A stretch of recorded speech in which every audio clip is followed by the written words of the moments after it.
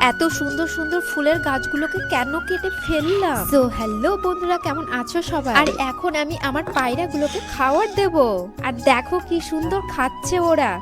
তবে একটা দুঃখের বিষয়, একটা পায়রা মারা গেছে। আর এইদিকে দেখো, কালকে থেকে আমাদের আম বাগানে স্প্রে করা হবে, তাই আজকেই সব দেখে নিচ্ছে মেশিনটা সব ঠিকঠাক আছে কি। তবে সবকিছু ঠিকই আছে। আর এইদিকে আমাকে দেখো, সব ফুলের গাছ কেটে ফেললাম। তার কারণ এই ফুলগুলো তো গরমের সময় হয়, শীতের সময় একদমই হয় না। তাই এই গাছগুলোকে কেটে ফেললাম। আর এগুলো থেকে অনেক বীজ পড়েছে, বৃষ্টি পড়লে এমনিতেই অনেক গাছ হবে। আর এই পেঁপে গাছটাকে দেখো, এটাকেও আমি এখন কেটে ফেলবো। তার কারণ এটা পেঁপে নাকি ছেলে গাছ, এর ফল হয় না। আর বাড়িতে যত পেঁপের গাছ লাগায় সব পেঁপের গাছ একই অবস্থা, যখন ফল হবেই না রেখে তো আর লাভ নেই, তাই কেটেই ফেললাম। আর এটা হচ্ছে আমাদের ধানের গোলা, এখনো অনেক কৃষক বাড়িতে দেখা যায়। তবে এই গোলাটার মধ্যে এখন আর ধান রাখি না, তার কারণ গোলাটা অনেকদিন পুরনো বলে নষ্ট হয়ে গেছে। আর এইদিকে কিছুটা গাঁদা ফুল লাগিয়েছিলাম, তবে সব ফুল হয়েছে পটকা গাঁদা। যদি থোকা হতো তো বেশ ভালোই লাগতো। যাই হোক, ফুল তো ফুলই হয়। আর এইদিকে গোড়াতে কিছুটা ঘাস হয়েছে, তাই আমি এগুলোকে তুলে ফেললাম। আজকের মতো এখানেই শেষ। ভালো লাগলে চ্যানেলটাকে সাবস্ক্রাইব করে দিও।